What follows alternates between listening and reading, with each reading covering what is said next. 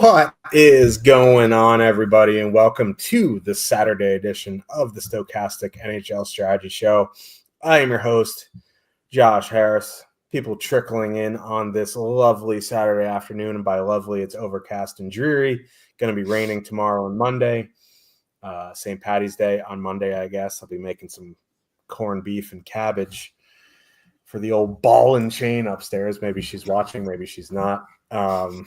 But last night, absolute tax write-off. Let the accountant know. Absolute terrible.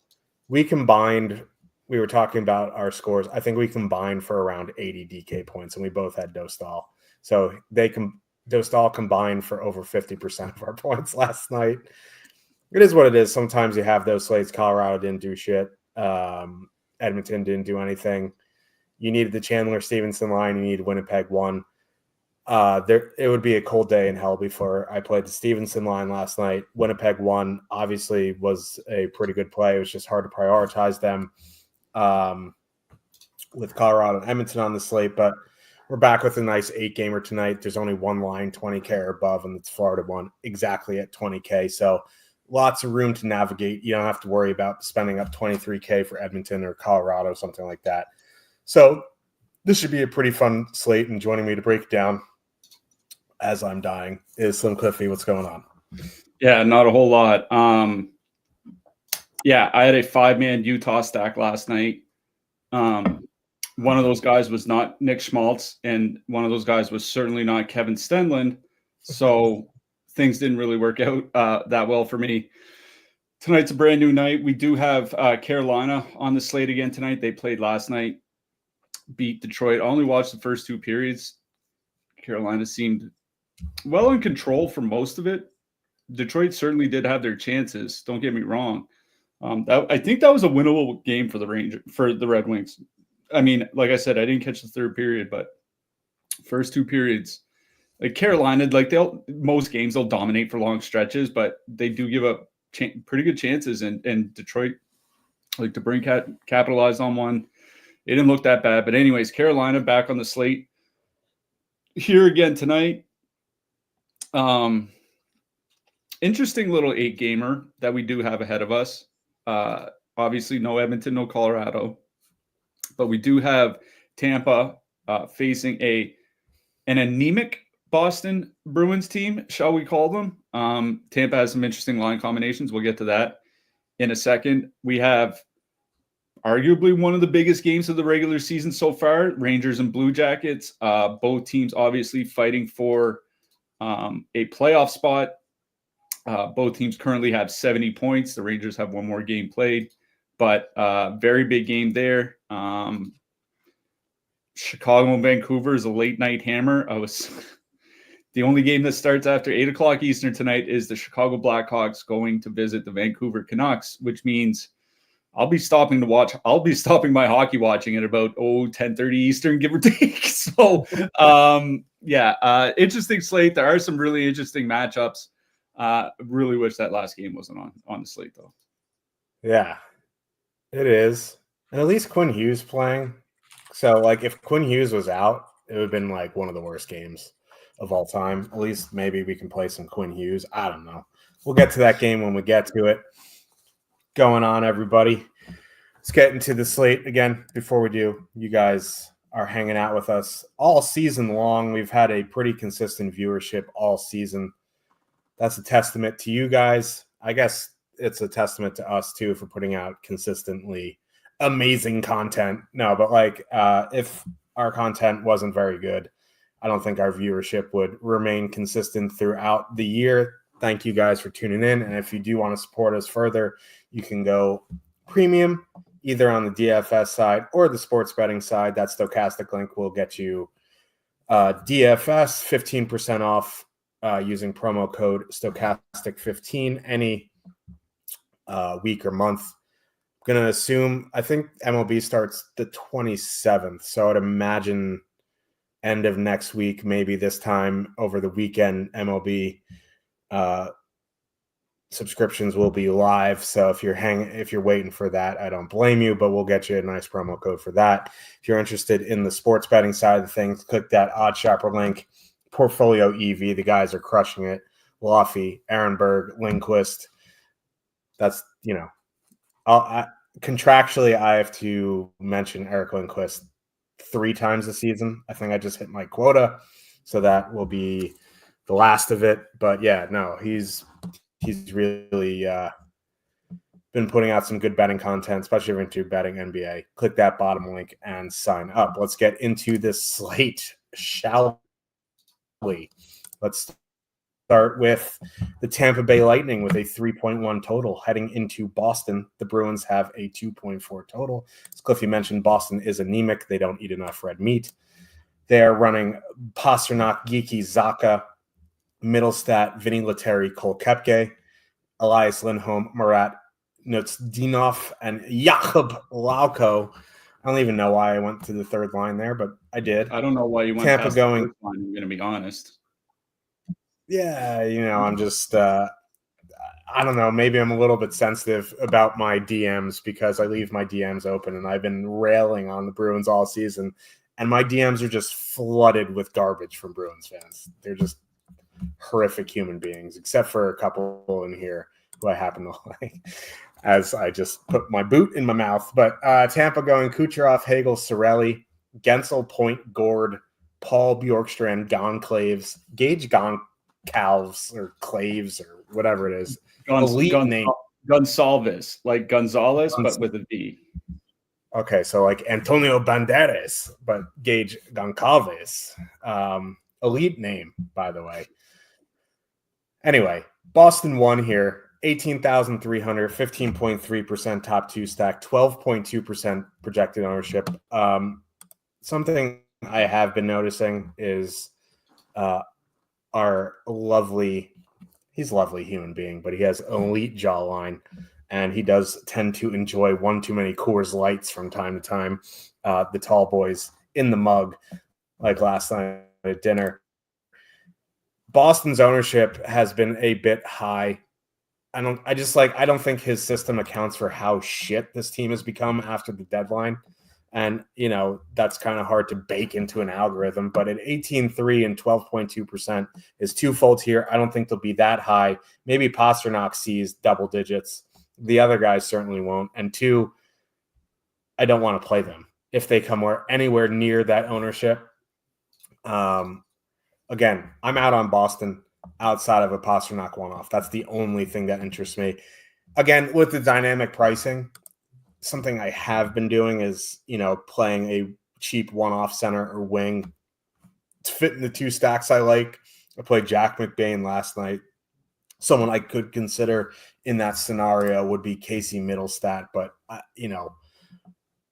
that's down to the nitty gritty there. I'm pretty much out on Boston. The Tampa lines are pretty interesting here. Kucherov, Hagel, Cirelli, 19,300. They're the second most expensive line on the slate behind Florida 1.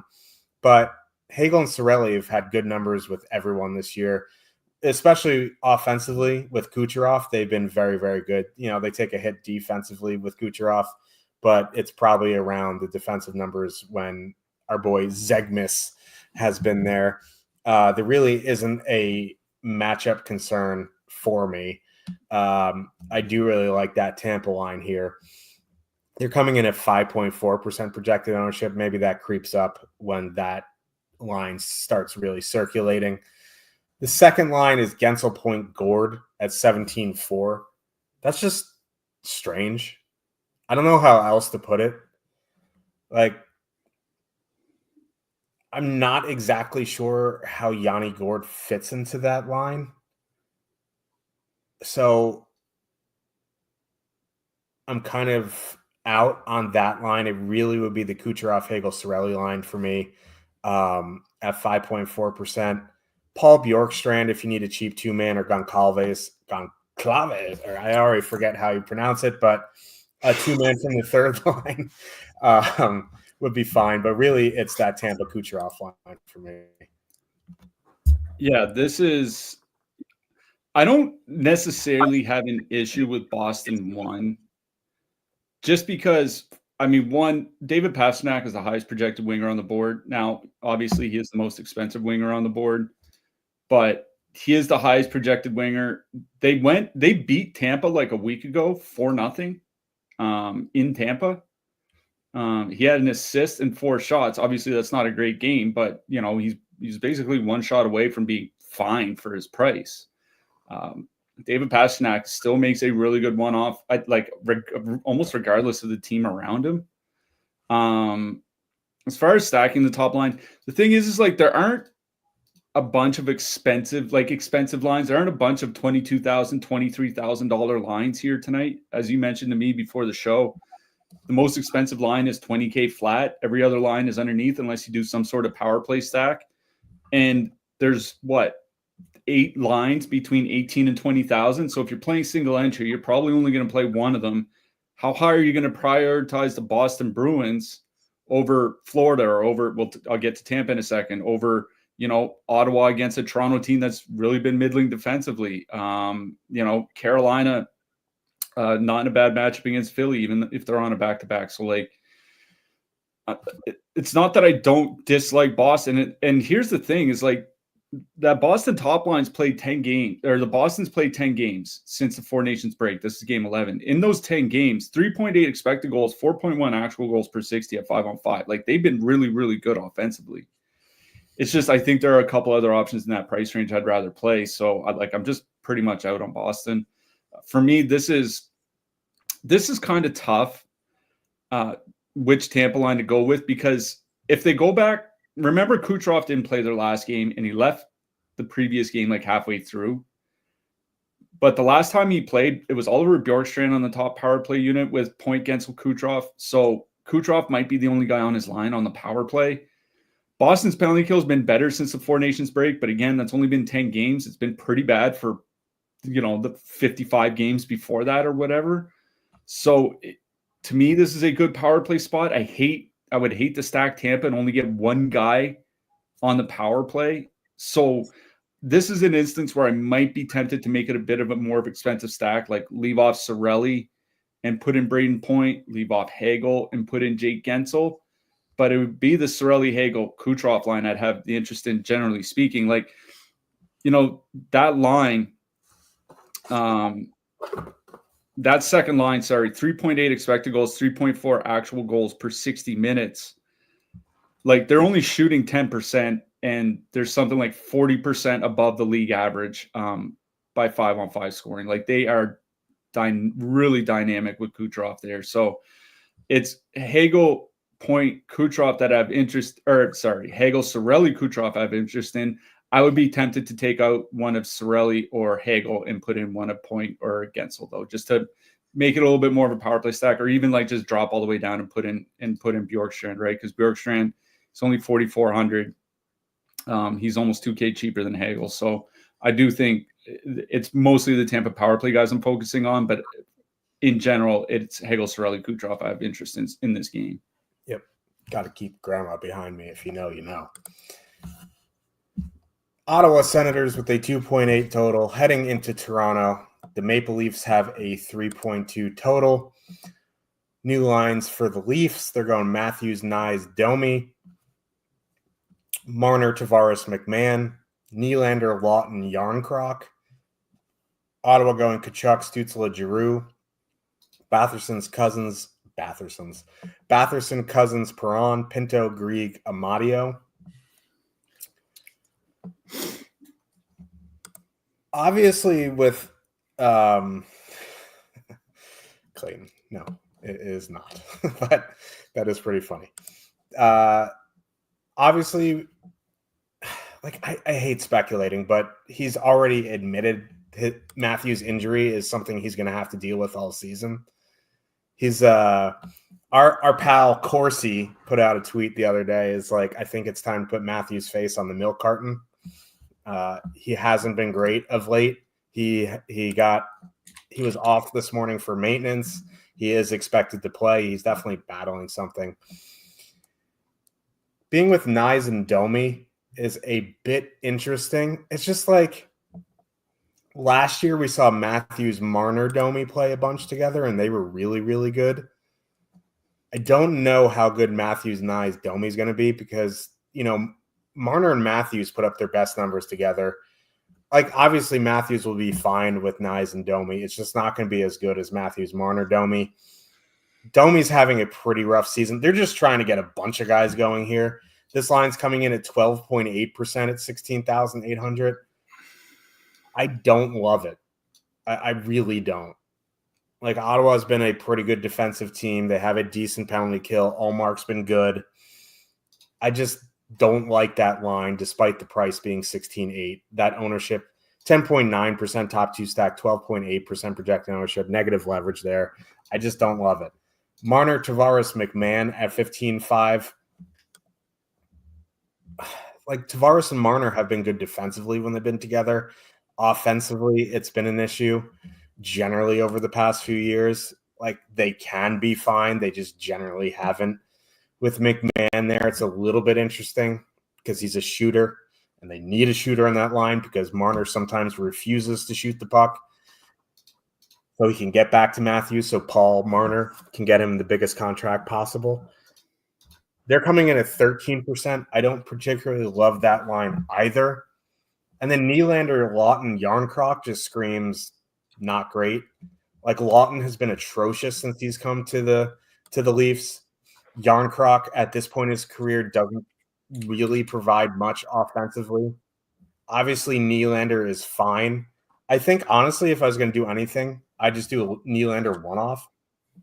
I really, one, I don't trust these lines to stick to completion. And two, I don't really like this setup with the ownership. So really, I do like a one-off Nylander, one-off Matthews is fine. I don't think I'll be full stacking anything from the Toronto side. The Ottawa side is interesting from the standpoint that there's no one really playing them, and the Leafs are not good defensively, and they don't have a good penalty kill. And Ottawa's power play has been pretty good this year. I don't think I'll full stack the top line because they're 19-1, and they still aren't generating anything. So for $200 more, I'll just go play Hagel, Sorelli, Kucherov, right? But that second line has been pretty decent, despite Batherson and Perron just being pretty bad together this season.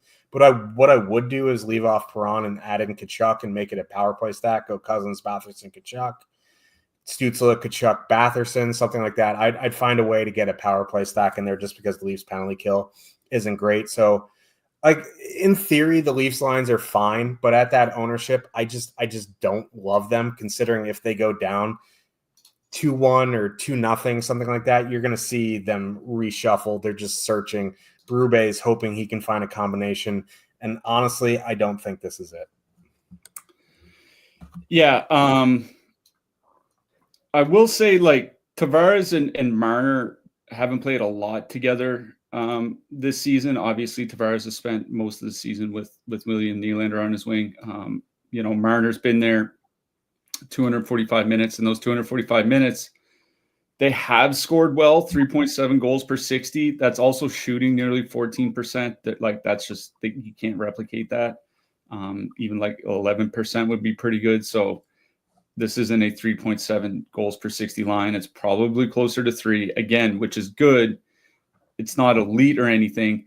And remember, Matthews and Domi in the second half of the season last year ran hotter than the sun. And it was one of those things, like we always talk about with the Washington Capitals, where two things can be true, where the Capitals were playing very well, but also were getting a little bit lucky. Domi and Matthews did the same thing last year, where they're generating a lot of offense and they were also getting lucky. That luck dried up a little bit this year. They haven't played very much together. The little that they have played together has not been good. I agree with you. I think they're just kind of looking for something to work. Because one, I mean, I wrote about it last week in my newsletter. We talked about it on the show. Like, Scott Laughton they thought they were getting a playoff third line center, and what they were getting was a borderline NHLer. And they already had 3 or 4 of those on the fourth line. They didn't really need to trade a first round pick to do that.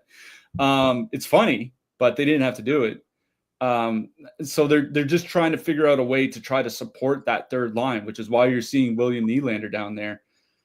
Like, Austin Matthews is still the highest projected forward on the board here tonight. He's the highest projected center by a mile. So I don't mind playing Matthews as a one-off. I know Corsi doesn't mind slandering Matthews. Matthews still has 11 points in 10 games since the Four Nations break. You know what I mean? Like, he's averaging almost 4 shots per game in that span. So, like, I don't know if I have a guy. If I say a guy should be on a milk carton and his 82 game pace is for like 90 points and 350 shots. I mean, Matthews like, kind of milk cartonish. Yeah, maybe like, I don't know, things aren't so bad. So I think like Matt, I agree with you. My favorite thing to play on the Leaf side is a Nylander one-off. They're going to find a way to get 18 to 19 minutes of ice time. He is a focal point on the power play. I don't trust any of these lines to stay together for longer than 20 minutes. Maybe Toronto finds a spark, comes out, beats Ottawa's brains in. These are the new line combinations they have for the next month. That could happen. I just honestly don't see it. So like Nylander one-off, certainly, maybe a Matthews one-off. I think that's about it. On the Ottawa side, like you're right about the top line. I was wondering if like maybe things are getting better since the Four Nations break for the Ottawa top line, and they're actually getting worse. 2.2 expected goals, 1.9 actual goals per 60 in their time together since the Four Nations break. Like that, they weren't scoring well or generating a lot before the break, and it's getting worse. That's why you're seeing Tkachuk and Giroux 16, 17 minutes a game. It's because like, credit where it's due, Dylan Cousins on that second line has been really good since he got there. And again, credit where it's due, the Pinto Amadio third line has been really good. Like they're taking minutes away from Tkachuk and Giroux for very good reason. It's because the second and third lines are playing very, very well. It's the small sample for both of them, but you just got to kind of roll with what you have. I agree with you. I hate that it feels like chasing points with Ottawa too. But listen, Cousins and Batherson, 40 minutes together, 2.7 expected goals, 65 shot attempts per 60 minutes. It's better than anything the top line has put together at any point this season. And, you get Batherson and Cousins on the top power play unit. Batherson and Cousins are playing about as much as Tkachuk and Giroux, at least over the last week since Cousins got there. So I think it's Ottawa too. Like they're priced as a filler. The difference is Stützle will play 20 minutes, whereas Perron will play like 14. So if you want to take out, like you said, take out Perron, put in Tkachuk or something like that, or do a double center and put in Stützle, I think that's okay. But it's Ottawa too I like here. I'm not really convinced that, because they're going to see like the Tavares matchup. Tavares has been really bad for about 3 months now. I think that's a big problem with the Leafs, is that they have to move Marner on his line because even Nylander's not been good enough to carry Tavares, which is a problem. And certainly that Lawton line is not going to be any good. Maybe they have a good game. They're not going to be good long-term. So that's what I'm betting on. For me, that's about Ottawa too. So Batherson, Cousins, Perron, if you want to take out Perron, put in Tkachuk or something. Because listen, Ottawa is drawing the most power plays per game in the league over the last 5 weeks, 3.6 power plays per game. The next closest team is Florida at 3.2. Going back to January 1st, Ottawa leads the league in power play opportunities per game, and the Leafs penalty kill is just not good. They are not it. So Batherson, Cousins, Perron, I think is fine. You want to take out Perron, put him one in Tkachuk or Stützle, that's perfectly okay too. I have a feeling in a year or two, Dylan Cousins is going to be added to that list of Buffalo Sabres who have improved their careers after leaving. Listen, man, trust me, I've done my fair share of Dylan Cousins slandering, and once he got traded, it's only then that it crossed my mind, like, is he gonna kind of be like the next Sam Reinhart? I'm just like, oh man, that would not be pretty. And Norris is on the fast track to being, what's his face? Who was the other Ottawa center who he was on? I'll figure it out. He was my boy. But anyway, Florida Panthers with a 3.2 total. Heading into Montreal, the Canadiens have a 2.4 total. Florida going Reinhart, Barkov, Verhaeghe. Bennett, Samoskevich, Rodriguez, Lundell, Luosterainen, Bachwist. Montreal going Caulfield, Suzuki, Slavkovsky, Laine, Dvorak, Anderson, Gallagher, Roy, Newhook. Start on the Florida side. Like Florida 1 in a nutshell is fine. There really isn't a bad matchup. 5-on-5. Similar to Ottawa's top line, Florida's top line hasn't been creating a ton. Now it has, unlike Ottawa, it has been creeping up over the past few weeks. 20K and Verhaeghe's not getting top power play minutes in a very good power play spot is a tad concerning. So for me, it's some sort of power play stack. You want to use the line one guys, I think that's fine. Go Barkov, Reinhart, Samoskevich, Barkov, Reinhart, Bennett, double center. For me, I think I would go Bennett, Samoskevich, either Reinhart or Barkov. You could just straight up power play stack if you want. It's not overly price prohibitive. So like Bennett and Samoskevich have been really, really good. And also, Montreal 1's going to take that Barkov matchup. So Bennett, Samoskevich is either going to see a line or a Newhook line. So it's just like, I think I would lean towards Florida 2 and take off Erod and add in one or both of Reinhart and Barkov. So it would be some sort of power play stack for me on the Florida side. On the Montreal side, listen, like Montreal 1 has been electric recently. They've been really, really good. And Suzuki's been playing a ton of minutes, this and that. They're 18,700, and they're going to see the Barkov line. As much as I love Montreal 1, tonight is not the night. Florida has been taking a bit more penalties of late, so if you want a one-off line A or something, like that's fine. But for me, this is a Florida power play game. Yeah, on an 8-game slate, you don't really like just crossing out any teams. But considering that Suzuki line is going to be pretty much hard matched against Barkov all night, you mentioned, we've talked about all season how good the Barkov line has been defensively. I was looking just since the Four Nations break, 49 shot attempts against per 60, 1.6 goals against per 60. Like they're just not giving up anything. And the one weakness Florida had basically in the first half of the season, like the first 40 games up until like January 1st, basically was the penalty kill. It's not like it was a bad, god-awful penalty kill. It was just that it was kind of average and they were taking a lot of penalties. The last 25 games or so, they've improved the penalty kill to be like one of the 5 or 6 best in the league. So it's not even that good of a power play spot for Montreal. And so like, I'm definitely out on their top guys. If you want a one-off guys like, Emil Heineman, probably get like 14 minutes for 2,700. Jake Evans is 2,800. He's probably going to play like 16, 17 minutes. That's okay if you need a punt. As far as full stacking goes, I'm out. On the Florida side, I agree with the power play stack, and for Verhaeghe, it is a nice time thing, right? He got booted off the power play a few games ago. His last 5 games, 14 minutes, 13 minutes, 20 minutes, 18 minutes, 14 and a half. So 3 out of the 5 games under 15 minutes, 4 out of the 5 games under 18.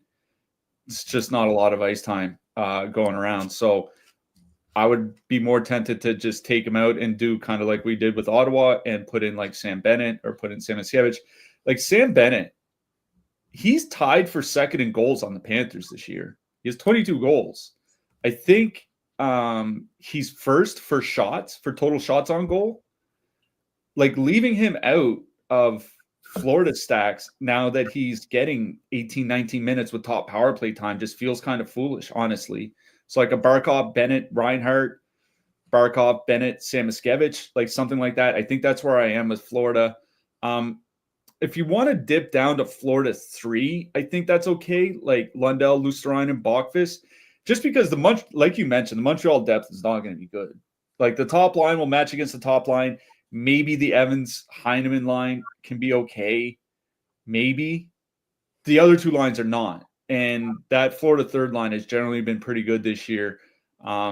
Lundell is expensive. Like 5,300 is a pretty hefty price to pay for a guy that plays like 15, 16 minutes of secondary power play time. But you pair him with Luosterainen or something like that, I think you're fine. So I don't mind like a 2-man off of Florida 3, but it's the Florida power play guys I like best in this game. Yeah, agreed.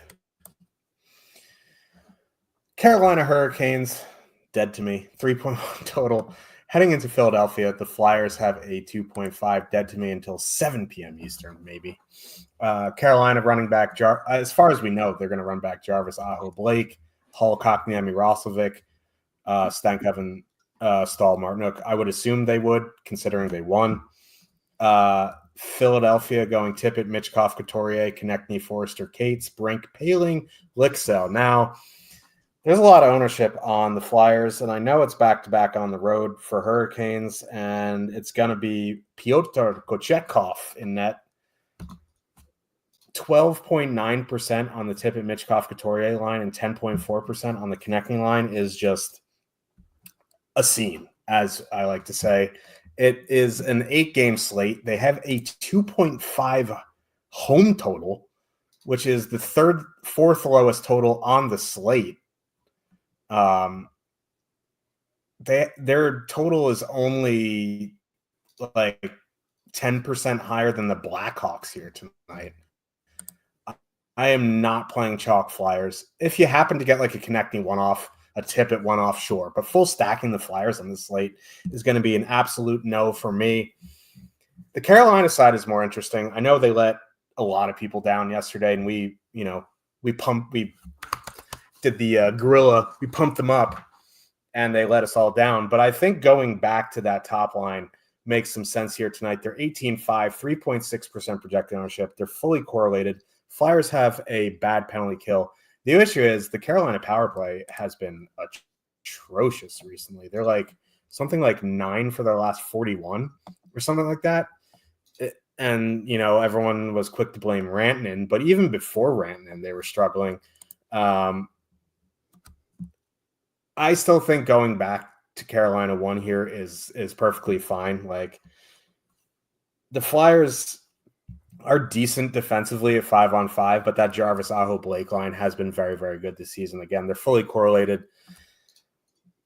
If the Carolina power play is going to turn it around, this is a great game to do it. I think going back to Carolina 1 certainly makes some sense. Hall, Kotkaniemi, Roslovic, it kind of feels like chasing points because they had, I think, 2 full line goals yesterday, or, 2 goals and a couple of assists. Like, I feel like we got the Kotkaniemi ceiling game yesterday, so it does feel a little bit chasey, and there's no super need for an $11,500 line. If you want a one-off Hall or add him into a stack, I think that's fine because he's on the top power play unit. The Stankoven Stahl line is fine, but again, really the only thing that truly interests me is Carolina 1 and maybe a couple one-offs from the Flyer side. Yeah, here's a stat for you. Since January 1st, Jonathan Huberdeau has as many power play goals as the Carolina Hurricanes do as an entire team. That is noted high power play goal scorer Jonathan Huberdeau with as many goals as the Carolina Hurricanes. Bad doesn't even begin to describe how that power play has gone. And the thing is, it was bad before Rantanen got there. And the thing was, it hasn't been bad all season. Like, they have one of the best power plays in the league basically until December. Like, through the first 2 months of the season, they have one of the best power plays in the league. It's just been absolute ass for the last 3 months. So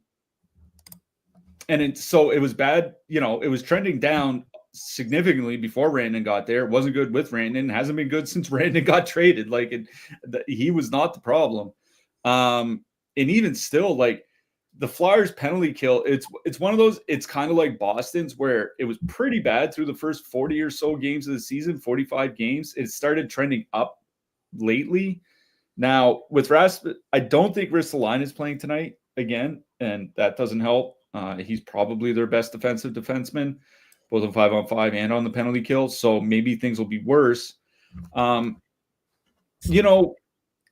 do think we got the best we're going to see from Hall and Kotkaniemi last night. I should mention, Hall and Kotkaniemi have 140 minutes together now. 3.3 expected goals, 3.4 actual goals per 60 minutes of 5-on-5 with those two on the ice. Where's Quick Party, man? He's been bashing Hall since that trade. Anyways, I'm not going to bash QP while he's not here, but if he's here, I'll say it. Yeah, I won't say anything behind his back. I won't say it to his face. Listen, anybody that was slandering Taylor Hall, just you have to adjust a player's potential relative to playing for the Chicago Blackhawks. So, like, you give the guy a break. But they've been really, really good on the second line. So, like, I don't mind if you want to go back to them. I would do a Hall Kotkaniemi 2-man just because Hall's on the top power play unit. If they can get a goal, maybe he gets involved. It is the top line I do like best from Carolina. And,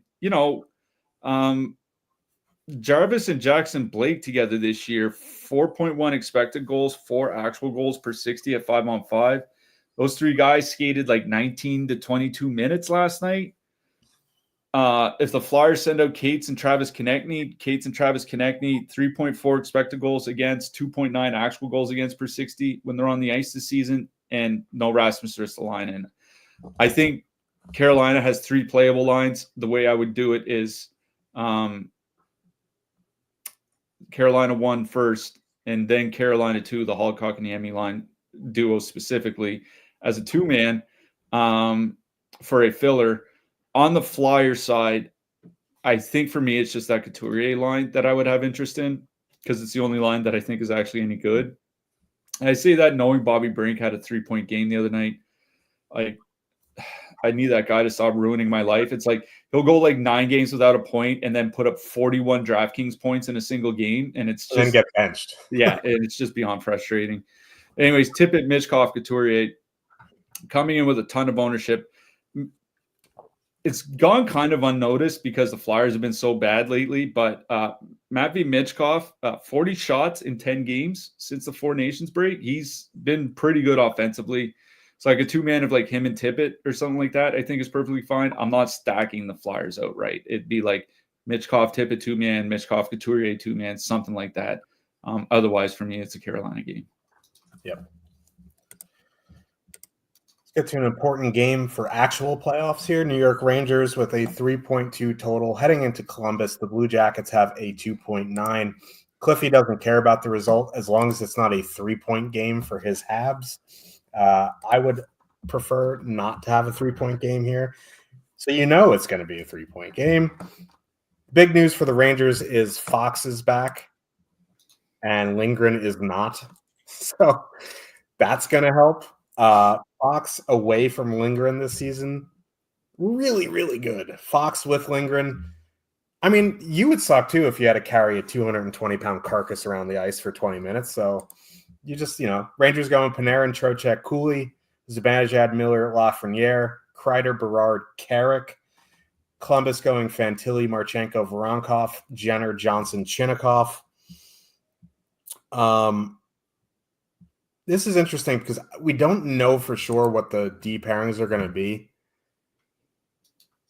I was shocked that Zach Jones isn't the healthy scratch here tonight, and it's Carson Soucy. I am kind of hoping they go with Miller and Fox, but we'll see. But regardless, Fox away from Lindgren has been so much better offensively. The problem is, like, these Rangers lines just, like, haven't been great. Trocheck and Panarin obviously have really, really good numbers together this season and last season. Most of that's with Lafreniere. Cooley's one of those guys, like, I think they'll be fine in the long run. Like, Cooley and Panarin have played minimal together this season. They've been atrocious defensively, but, like, that is not surprising. Miller, Zibanejad, and Lafreniere had a really good game the other night. And then you were like, yeah, of course they did, because they're playing a team who's missing their best forward, yada, yada, against the Wild. I think they can be fine. The problem is they're 18-6. I don't love the price here. However, it's a really, really good power play matchup. The power play was fine with Jones. They get Fox back. That will help. I think going like Miller Zibanejad, Panarin, or Miller Zibanejad, Fox is kind of, or even Miller Zibanejad, Kreider, excuse me, would kind of be how I would attack it here. I don't like that it's across 3 lines, and I don't really like stacking power plays across 3 lines, but I would find a way to go Miller Zibanejad X. I think X would probably be Panarin, but that's probably the way I would attack the Blue Jackets here. I'm not super high on the Rangers. If I had a full stack of line, it wouldn't even be the Miller line. It'd be Panarin, Trocheck, Cooley. But the problem is it's a really, really good power play matchup, so I find a way to get the power play guys in. I prefer, doing something with the Panthers, doing something with the Senators more than I do with the Rangers. But, Rangers have the largest road total on the night at 3.2, so I don't think you should just sweep them under the rug despite how hot and cold they've been. On the Columbus side, that top line is 16-7, and even with Fox back, the Rangers are going to struggle defensively. These Rangers 5-on-5 lines aren't great defensively. I wish Voronkov was still on the top unit, but at 16-7 at 4.9%, I do like the Columbus top line. Now, that Columbus second line, you do get 2 guys on the top power play unit as well. They're priced as a filler at 4.8%. So I think there's 2 playable lines for Columbus here. The way I kind of want to build here tonight, I think I'd lean towards the second line. But again, that top line has been very, very good all season. Fantilli's done a great job replacing Monahan. So I think there's 2 playable lines for Columbus. I think there's, 2 playable-ish lines for the Rangers. But I prefer a Rangers power play stack the best on that side. Yeah. I was looking at the numbers for Will Cooley and Artemi Panarin. Obviously, they don't have a huge sample together. Cooley has spent most of the season in the bottom 6. Whatever sample they do have, it's been limited. But 72 shot attempts per 60, 4.8 goals per 60, shooting 13.5%. Obviously, that 13.5% is high. But even if you adjust that down to like 10%, they're still generating a lot of offense when Panarin and Cooley on the ice. Like, honestly, Will Cooley, every year there's always a handful of guys that really kind of emerge that I don't want to say are surprising, but you don't see them being as good as they are, as fast as they are, as fast as it has been. And it's been like that with Cooley. Like, he's been, I don't want to say he's been the most consistent Rangers forward this year, but has he been the most consistent Rangers forward this year? He's got that Ryan Callahan in him. Yeah. I really do think there's something there with him. Like I said, him and Panarin have generally been good together. I was looking at projected fantasy points per $1,000 tonight. The Panarin Trocheck Cooley line is 3rd on the board. Oddly enough, the Philly second line we just talked about with Tippett and Mitchkov is 2nd. There's another line later in the slate we'll talk about that's 1st. But this Rangers Panarin Trocheck Cooley line is 3rd. I'd be kind of tempted to take out Trocheck and put in Zibanejad just because this is a good power play spot. And I think if you're looking for a single game impact for the return of Adam Fox, and by the way, he had a shoulder injury and he's only been out for a few weeks. Yeah, it seems early he's coming back. I was looking, I spent like 15 minutes Googling when he got hurt because I could have sworn that I saw 4 to 6 weeks. So like they were expecting him at the end of March. And this seems extremely on the low end of that initial timeline. Maybe I'm just mistaken here.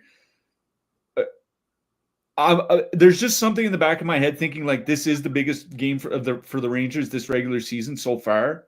Is he coming back like 10 days early because he wants to play? Like that's what I'm worried about. But assuming he's healthy, which is we have to assume he's somewhat close to healthy, or at least close enough where he can just get shot up full of painkillers before the game and kind of get through it. His biggest impact is going to be on the power play because the power play has not been good since he got hurt, right? So I would be kind of tempted to like take out Trocheck and put in Zibanejad or something like that. But I don't mind just flat out playing Trocheck, Panarin, and Cooley. Like, even though Trocheck's not on the top power play, he's still getting a lot of ice time, right? 20 to 22 minutes, depending. Even without top power play time, like that's still a lot. So I am perfectly fine playing that Trocheck line here. Like that is one of my favorite like mid-price lines here tonight. If you want to drop down to the JT Miller line, no issues with that. But for me, it's the Trocheck, Panarin, Will Cooley line. On the Columbus side, I agree with you that there are 2 playable lines for sure. I'm going to be honest, there might even be 3 playable lines. Now, I don't think you have to dip down to Columbus 3, Olivier, Danforth, Zach Aston Reese. They're 8,800. There's no like $24,000 line on the board here tonight that you really need to get that cheap. They have been reasonably good together this season.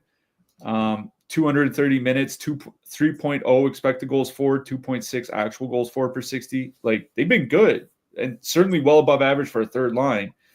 The Columbus second line I worry about because you mention it every time they've been on the show, at least since we got back from the Four Nations break. Jenner and Johnson have been really good offensively together.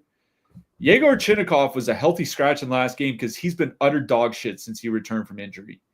And he's a guy, he missed 3 months with a back injury, and he came back and was horrific to the point where he had to get healthy scratched. How healthy is he, speaking of playing through injury? That's what I worry about with Columbus too, is that he's trying to gut it out. And if anybody with back problems knows, imagine trying to gut out a back injury in the NHL. I really do worry about that. I would just go to Fantilli, Marchenko, and Voronkov. I feel better about that line staying together. Obviously, they've been really good since the Four Nations break. 67 shot attempts, 2.8 expected goals, 4.4 actual goals per 60. Shooting percentage is high, but they've been really good going all the way back to the Monahan injury. 2 out of 3 guys on the top power play unit. Kirill Marchenko's shot attempt rate has actually increased since the Four Nations break. He's missing the net a little bit more. That can happen in a small sample, but he's technically shooting the puck more than he was earlier in the season. So for me, it's Columbus 1. But it's the Trocheck line I like best in this game, but the Columbus 1 line is just right behind them for me. Yeah, I do like that line. It's just like, why? Like if Trocheck was on the top power play unit, it would be higher on the list for me. I can't stand that they yo-yo him and Kreider around on the power play, but I don't know. Cooley's a little energizer bunny, so that would be the line I would 5 on. Yeah, I mean, like I said, I don't obviously I'd really rather prefer that Trocheck be on the top power play, but even without top power play time, last 5 games, 24 minutes, 22 minutes, 19, 23 and a half, 19 and a half. Like he is going to play 19 minutes even without the power play time. So they don't play their bottom 6 centers. They play JT Miller and Trocheck. Yeah. These 2 of the 3 of these games towards the end of the night suck. Let's start with this sucky game. St. Louis Blues with a 2.7 total. Heading into Minnesota, the Wild have a 2.7. Wild going Boldy, Zuccarello, Rossi, Hartman, Hinostroza, Foligno, Nyquist, Gaudreau, Marcus Johansson. Blues going Kyrou, Holloway, Shen, Thomas Buchnevich, Neighbors, Bolduc, Sundqvist, Joseph. Another night, another double-digit projected ownership for Minnesota 1. It's kind of twofold here because it's not a great 5-on-5 matchup. Like the Blues have generally been really good defensively 5-on-5. Their penalty kill, on the other hand, might be the worst in the league. And they're fully correlated. They're 18-2. They're going to play heavy minutes. I generally have not been on Minnesota top line since Kaprizov got hurt. I'm not super enthusiastic about them tonight, but I'm coming around to liking them more than I have any other time since Kaprizov got hurt. This is just an unbelievably good power play matchup. They play heavy minutes. Like their price is fine, 18-2. Wish they're a little cheaper. Whatever. They have positive leverage. I think if you want to play the Wild top line here tonight, it's not an issue for me. Am I going to get to them in single entry? More than likely not, but I'm more open to playing them here tonight than I have been in a while. I don't particularly love the depth If you need a cheap one-off, it would probably be Vinny Hinostroza since he's on the top unit at 3,300. But, it'd be Minnesota one or bust for me. On the Blues side, I mean, the wild penalty kill has been really, really bad as well. I'm interested in the line that's going to go up against that Marco Rossi line because they have not been very good defensively, and that is Shen, Kyrou, Holloway. They're coming in at double digits as well, right at double digits. They're $15,000 even. Their expected goals has come down. Their actual goals is still fine. But for me, it would be that line just because, they've been sending out the Freddie Gaudreau line against top comp, and they have been pretty good defensively. If you do want to go to Thomas Buchnevich Neighbors at 4.1%, it's fine because you get 2 to 3 on the top power play unit. Minnesota's penalty kill hasn't been great, and they play a ton of minutes. But for me, I'm going to go to the Kyrou Holloway Shen line. And I did mention St. Louis 3 at the open just because if you need a cheap 2-man, I think you go like Sundqvist, Bolduc. If you're really going expensive on a full power play stack, they've been really, really good together. But, it would be St. Louis 2, Minnesota 1. Yeah. On the Minnesota side, it's basically just the top line that I have interest in this game. If you want a 2-man like Hartman, Hinostroza or something like that, like I think it's okay. But for me, if I'm like 3-man stacking, it's the Minnesota top line. They haven't really been doing much since the Four Nations break. I was looking at Matt Boldy. He's shooting a lot. His shooting percentage has been like 6% for like 3 months now. He's just not finishing anything. I've talked all season about how he's changed his style of play this season compared to the last couple of years. He's playing a lot less off the brush. I wonder how much that's hurting him as well as, just not having Kaprizov in the lineup. But at 18,200, I would rather play them than Boston. I would rather play them than Ottawa, rather play them than Montreal. But like, you have the Rangers there, you have Carolina there, you have Tampa Bay there, you have Florida there. Like, there are just like they're not my least favorite in that 18 to 20K range, but there are like 3 or 4 lines that I've rated above them. Now, their top 2 stack is very high. It's the 3rd highest on the board behind Florida and Boston. For that reason, I think they're okay to play. I'm just not targeting them specifically. Like their power play. I was looking at the power play without it. The power play with Kirill Kaprizov and Joel Eriksson was like passable. Without them, it's been awful. And if they can't take advantage of a bad St. Louis penalty kill, that line has to get there all at 5-on-5 or with the empty net, and it's just a lot to ask. So I think I'd rather go to other spots. So I'm kind of out on Minnesota. On the St. Louis side, I agree with you on Kyrou, Holloway, and Shen.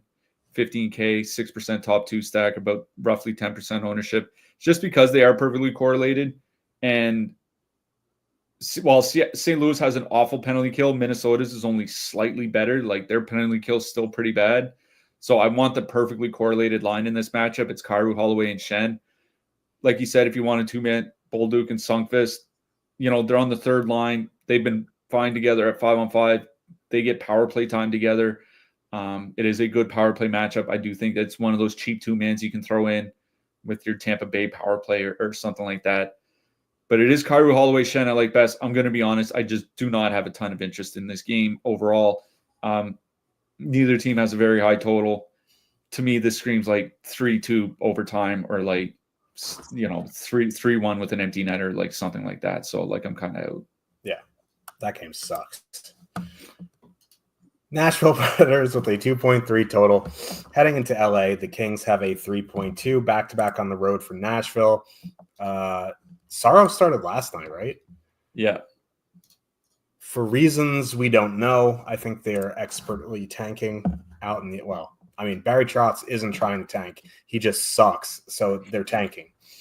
LA going Fiala, Byfield, Laferriere, Kempe, Kuzmenko, Kopitar, Fogle, Moore, Deneau. Nashville going Forsberg, Marchessault, Sissons. Well, they've mixed up their lines. The third period last night, they went Forsberg, O'Reilly, Stamkos for the entire period. So we don't really know what those Nashville lines are going to look like, and we're probably not going to know until warm up. Yeah, and after I finished reading the lines, I was going to say I'm out on Nashville. A one-off if it sneaks in there, like, I guess, but this isn't really the spot. 2.3 road total. I'm not about Nashville here tonight. If you happen to get a one-off Forsberg, one-off Stamkos, something like that is acceptable. I'm not looking to stack Nashville here tonight. LA has 3 playable lines. For me, I'll rank them: the Byfield line 1, Danault line 2, Kopitar line 3. I know the Kopitar line is fully correlated, but like the Kings' power play has been bad all season. Kuzmenko, I remember the Kings beat writers saying he made a dangerous pass, and that was like the most exciting thing to happen on the power play since 2019. Like, if you want to play them, that's fine at 16.5 and 4.4%. It's the other 2 lines that interest me more. There's no matchup concerns, and Fiala, Byfield, Laferriere have been running people over for the last few months. That Danault line has been excellent in a 200-minute sample. So if push comes to shove, I'm playing the Byfield line. If I need the $1,500 savings, I'm going to the Danault line. If you want the fully correlated goodness of an anemic power play, you can go to the Kopitar line. But for me, Byfield line 1, Danault line 2, Kopitar line 3. Yeah, I mean, the mixed up lines notwithstanding, that'd be one reason why I wouldn't want to play Nashville. The other reason is, if there's one way to attack the Kings, it's probably on the Los Angeles penalty kill. Like, their penalty kill has been kind of on a slide since the Four Nations break. Remember, it wasn't very good basically through the first couple months of the season, and then they had a 25-game stretch where it's got better. The last 10, 12 games, it's been getting worse again. And Nashville has generally had a good power play this year until Roman Josi got hurt. And if you look at Nashville's top power play unit over the last 2 seasons, with and without Roman Josi, like, with him in the lineup, the goal rate doubles, like quite literally doubles. So the power play has been really good with Josi. It's been really bad without him. So I don't have any interest in Nashville. My interest is on the Kings side. It's funny. I was looking at, because I noticed that the Kings had scored a couple times with Kuzmenko on the power play since he got there, and I was wondering if they were generating more shots. They're not. They're just shooting 40% since Kuzmenko got there on the power play. So I don't know how long that's going to last. What worries me is how they're spreading out the ice time, right? The Los Angeles top line is basically playing like 17, 18 minutes. The Fiala Byfield, like Kevin Fiala has been playing like 15 minutes a game since Kuzmenko got there, like 15, 16 minutes. It's really not ideal. I don't have a particular problem stacking the Kings tonight just because Nashville is pretty bad defensively. Obviously, Saros won't be in net. I don't feel like you have to attack the Nashville penalty kill here necessarily. But, Kempe, Kuzmenko, and Kopitar are perfectly correlated. Like that, I still think that does matter. Like, even as bad as the Kings' power play has generally been this season, being perfectly correlated still does matter. It's not as if the Nashville penalty kill is any good. It's like average.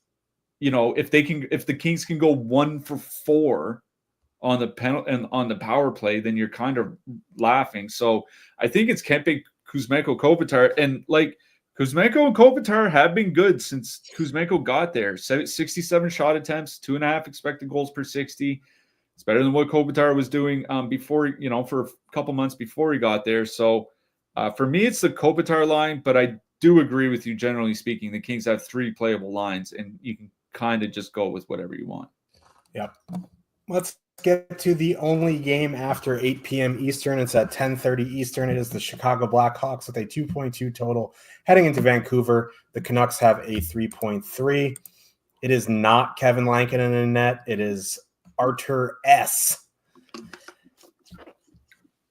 I couldn't find Canucks lines, So I'm just going to go off what we have in the top stacks, and that is Hedel, Besser, O'Connor, Pedersen, DeBrusque, Hoglander, Garland, Suter, Joshua, Chicago going Donato, Teravainen, Mikheyev, Bedard, Dickinson, Doc. Like, what are we doing here? Like, why is this the only late game? And this game sucks. I don't want to play anything from it. I think, like a Donato one-off on the Chicago side is fine. You want to go Bedard one-off, I think that's fine.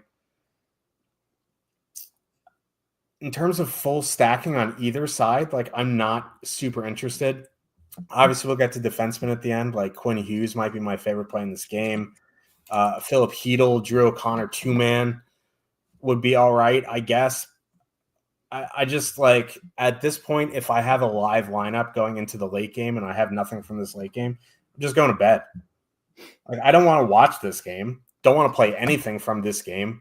And I wish it wasn't on the slate. But, Donato, Teravainen, and Mikheyev would be the one line. If you force me to stack a line, it would be that line. But again, like, I don't want to full stack them. I think Donato one-off, Teravainen, whatever. I don't want to play the Pedersen line. I guess if anything on the Vancouver side would be Hedel, O'Connor, Besser, but I don't want to full stack them. So really, I want to be out on this game, and I think I might be. I mean, I would like to be out on this game, except it's Artur Shilov starting. This guy is a bad goalie. I think in the AHL this season, he has a bad team. Yeah. He has a 902 save percentage in the AHL this season. For his career in the NHL, 17 starts, 879 save percentage.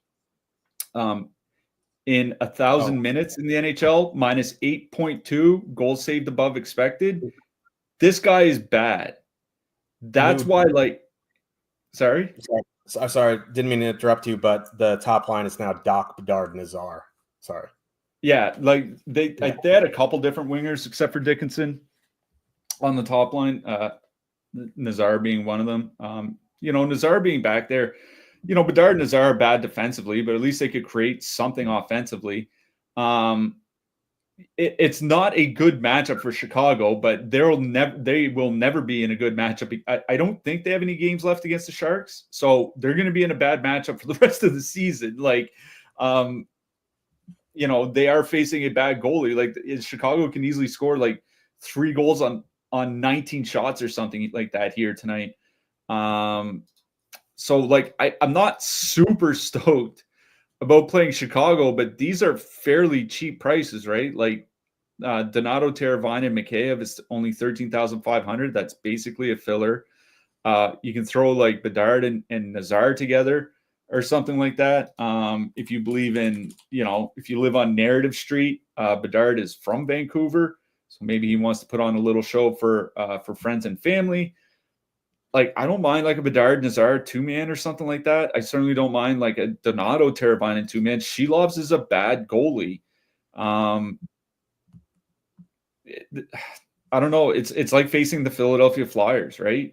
It's like with Fedotov in net. It's don't necessarily want to stack against them, but it is a bad goalie. So I do think there are some 2-mans that are of interest to me on the Chicago side. On the Vancouver side, I think it would be the Besser Hedel line. It's the only line that I really have any faith in to at least generate well offensively. Besser, Hedel, Drew O'Connor, 15,600. They do have the highest top 2 stack. I'm trying to imagine going back in time and telling my September 2024 self that a Vancouver line with Drew O'Connor on it would be the highest top 2 stack line of the night for the Vancouver Canucks, and it would not feature Elias Pettersson or JT Miller. The NHL season, man, it's a wild place. It would be Besser, Hedel, and O'Connor. I'm going to be honest. I have more interest in 2-mans in this game from either side than outright stacking. So a Hedel Besser 2-man, I think is okay. A Suter Garland 2-man, I think is okay. 3-man stacking, I'm just kind of not in on either side here. And I'm going to be honest, I almost have more interest in the Chicago side than the Vancouver side. Yeah. Like I said, my favorite play on Vancouver is Quinn Hughes. So let's talk about those defensemen. Top of the board, 6K and up, we have Jake Sanderson, Mike Matheson, Quinn Hughes, and Zach Werenski. Zach Werenski up to 7,900. Listen, I still think he's the number one play on the board. Quinn Hughes is down to 6,600. Makes that very interesting because this is an excellent 5-on-5 matchup for the Canucks. I think it's Werenski 1, Hughes 2, Sanderson 3. But in, the 5K and up, Seth Jones is interesting. Like, the power play seems like it's fine. He just hasn't been contributing on it, but he has been playing 27 minutes since since the Ekblad injury. I think Chabot at 5K is fine, but really like spending up for Hughes or Werenski, going in the mid range with Jones or Chabot, where I'm, spending down. Yeah. Quinn Hughes, he's the highest projected player on the board, regardless of position here tonight. And think of this is a night featuring Austin Matthews, David Pastrnak, and Artemi Panarin, and Quinn Hughes is the highest projected player on the board. He has a great point per dollar value here tonight. He makes a lot of sense on the blue line. Zach Werenski would be my number 2 right behind him. There's not a lot in the mid-price range that I'm really looking towards. Like Seth Jones, I think, is okay. Victor Hedman, I think, is playable in a very good spot against Boston. Like Jake Middleton, Gustav Forsling, there's just not a lot there. I think it's basically Hedman or Jones, or else I'm going down cheaper. Like Artem Levshunov for Chicago, top power play. It's not going to be a good power play, but top power play minutes are still top power play minutes. Brandon Carlo from Toronto, Nick Blankenberg still getting power play time for Nashville for whatever that's worth. Keep an eye on Ottawa. Nick Jensen wasn't at morning skate today. Now he's missed morning skates and then played that night. If he plays tonight, I think Nick Jensen at 2,900 is perfectly fine for cheap. Cam Fowler from St. Louis, 3,600 running the top power play. He's fine. Vladislav Gavrikov. I noticed that I think 3 of the top 6 projected defensemen under 4K on Stokastic tonight are all from the Kings. It's Gavrikov, Anderson, and someone else. Brant Clark, that's who it was. Gavrikov would be the guy I would gravitate towards. I think Alex Vlasic from Chicago. I know he lost his top power play time, but he's down to 3,300 and he still gets a lot of minutes. Ryan McDonough from Tampa Bay, still getting good minutes in a good matchup against the Bruins. Yep. Let's talk about the netminders. I don't mind spending. There's a couple options I don't mind spending up for. Like Vasilevsky seems fine to me. Darcy Kemper, if he starts, seems fine to me. Don't mind Stellaris. I know they have a bad penalty kill, but Ottawa 5-on-5 hasn't been great, and Stellaris has been good this season. Call me a homer. This is a big game for the Rangers. Get Fox back. Don't mind Shesterkin. Also for 7,900, Philip Gustafsson. Like both goalies in that Minnesota game, I have interest in Gustafsson and Hofer. Olmark for Ottawa at 7,600. Like Toronto's searching. They've had issues scoring of late. Don't mind him. If I'm spending down, it's for the Chicago starter, whether it's Knight or Soderblom. They're the same price, and I don't mind them if you need the salary savings. Yeah, I should point out there are a lot of low-scoring teams on the board here tonight. The lowest since January 1st, the lowest scoring team is the Vancouver Canucks. The third lowest scoring team is Minnesota. The fourth lowest scoring team is Philadelphia, and the fifth is Los Angeles. I do think there is merit to playing teams that are bad teams that are in bad spots. So like Justice Inouye at 7,500, if he's going to have a good game, this might be a game for it. Arvid Soderblom for Chicago at 7,100. Like, I don't have any faith in I shouldn't say that because it feels like famous last words, but I don't have any faith in the Vancouver Canucks scoring 5 goals. You know what I mean? Oh my God, they're going to win 6-1 tonight. So if Arvid Soderblom, I'm pretty sure is going to get the start. He was the first goalie off at morning skate today. So I think Soderblom makes sense. Like Sam Montembeault, 7,400. at home against Florida, I think is okay. Like there are some cheap goalies that I think are very playable here tonight. Darcy Kemper from the Kings is the highest projected goalie. He also has the highest point per dollar value. So Kemper would make a lot of sense. And I'll mention Joel Hofer as well. 7,700 from St. Louis. Just because St. Louis's biggest problem has been the penalty kill. Minnesota can't score on the power play. If St. Louis can hold them off while they're shorthanded, I think they'll get by just fine at 5-on-5. Yep. I haven't seen the schedule next week. I'm going to assume we're back on Monday. It's one of the. Yeah, I'm pretty sure it's Monday, but then it's the other. It's like there's only 2 games Wednesday and 1 game Friday or something like that. So it's like Monday, Tuesday, Thursday, Saturday next week, I think. Well, there you go. I think it's our last week with multiple days off for the rest of the season.